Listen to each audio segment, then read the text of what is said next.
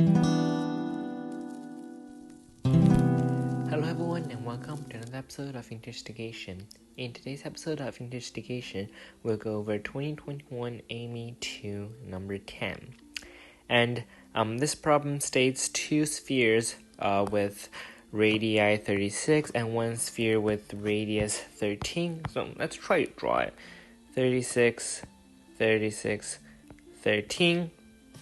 Each externally tangent to each other, or like the other two spheres, and to two different planes P and Q. Like all three spheres have to be tangent to P and Q.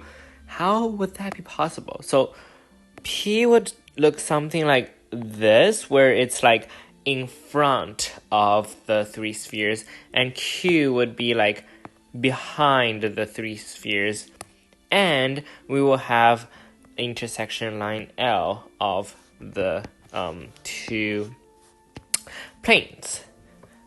The distance from line L to the point of tangency of P, so something like this, can be expressed as M over N. So we want to find the distance from the tangent point to L. Now, this diagram, I would admit, the hardest part of this problem is probably drawing this diagram accurately, and it's very hard to do so. So over here, I will just paste in a well-drawn diagram so that we can work on that. So we can look at this diagram. Well, of course, the first thing we should do is connect the centers and see what that would give us. And also the points of tangency, these 3 points of tangency.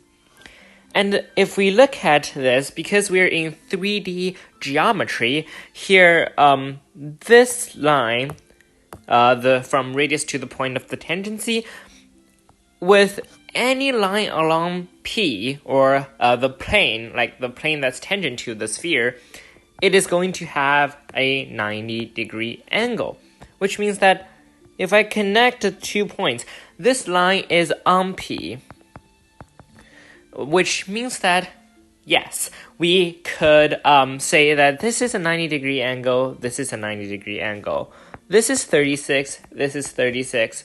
So, indeed, this is actually a rectangle, as you might already figure it out.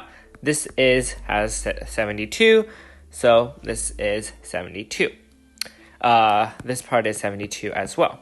But I won't write it because the diagram gets messy real quick. So, let's say the midpoint of this, well, let's say this is A, and let's say this is B. Now, if we connect these two, this should be an angle as well, so this is 36. So, basically, this is a square. And now, why did we draw AB? The reason that we draw AB is that once we have AB, if we take this cross section, like vertically, I will draw with another color. So this cross section, if you can see, that contains this point, like the centers, we could capture all of the, we could capture both A and B on that cross section. So let's try to draw that cross section.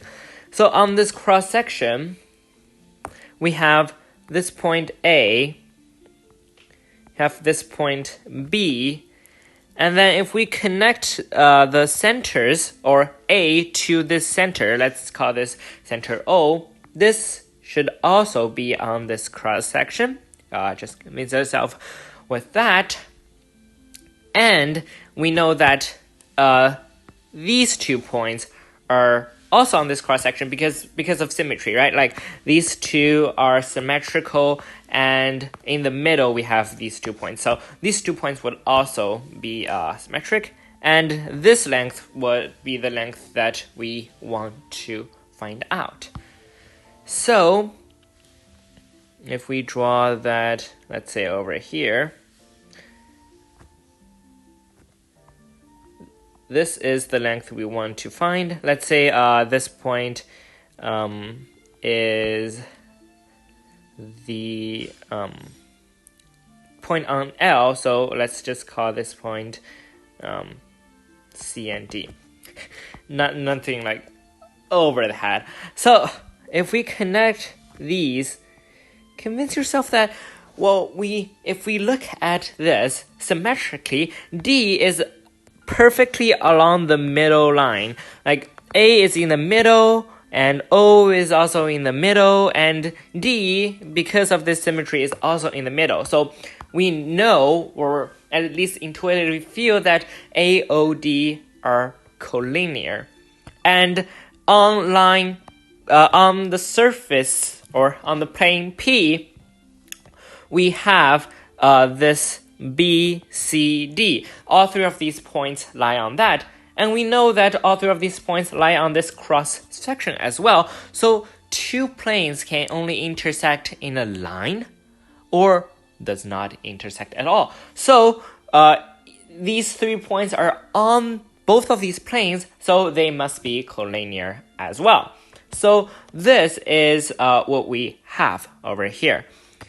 And if we go back to our original diagram, let me highlight what I have drawn in blue. So this is what we are dealing with. We know that this is the radius of the small sphere, so that's 13. And we know, okay, so because the right thing is,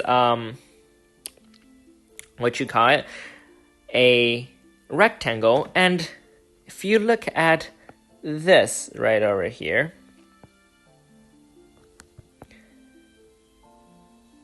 by symmetry you can also tell that this,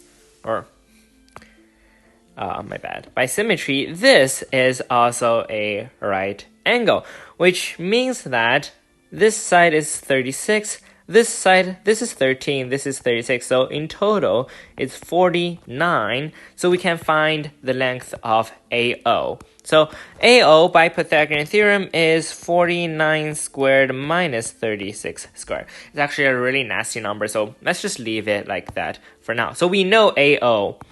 And now we know, okay, since these are collinear, AB and CO, ABD, this triangle over here, and COD or OCD, this triangle right here, are actually similar to each other. So we could actually use that to find OD. So OD over AO is the similarity ratio, this 13, but this 36 represents the whole thing, so AO actually is just 23. So we know we can find OD. OD is equal to 13 over 23 of this mess over here. And we now know, because this is tangent, and this the CD lies on plane P, we know that this is a right angle, so we can use the Pythagorean theorem. So CD is actually equal to 13 over 23, that giant thing squared. Actually, let's just write OD squared minus this CO squared, which is 13. So we can factor out a 13 squared, I guess. CD is equal to 13 square root of 49 squared minus 36 squared over 23 squared minus, this is just 1. So it's 13 square root of 13, let's take out the 23 as well, so 13 over 23 square root of 49 squared minus 36 squared minus 23 squared. It's kind of a nasty calculation, but it has to be done. So we can use the different squares on the first one. So it's 49 plus 36 times 49 minus 36, and 23 squared we can easily calculate to be 529. And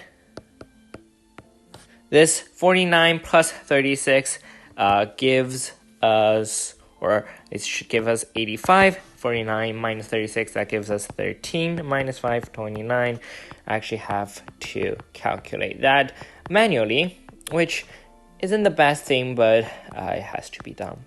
So that is 1105, if I'm not mistaken, minus 529, that is 576. So, boom. 576, that's 24 squared, so it's 13 times 24 over 23. And yes, we have to calculate the next one. You can see 23 is a prime, so this is indeed unsimplifiable. So 4 times 3, 12. That is 72. 24, 312 over 23. So our final answer is 312 plus 23, which is equal to 335. So that will be the solution to this problem.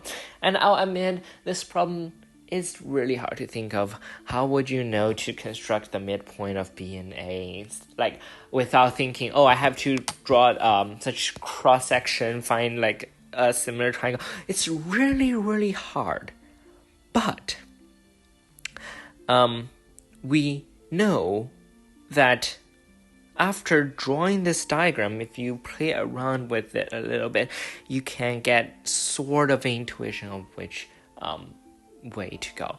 So this is a relative hard question in my opinion, and if you have any questions, if you don't understand any part of it, please comment that down below and I'll get to you. So for the time being, see you next time when we go over 2021 AIME till number 11. Farewell.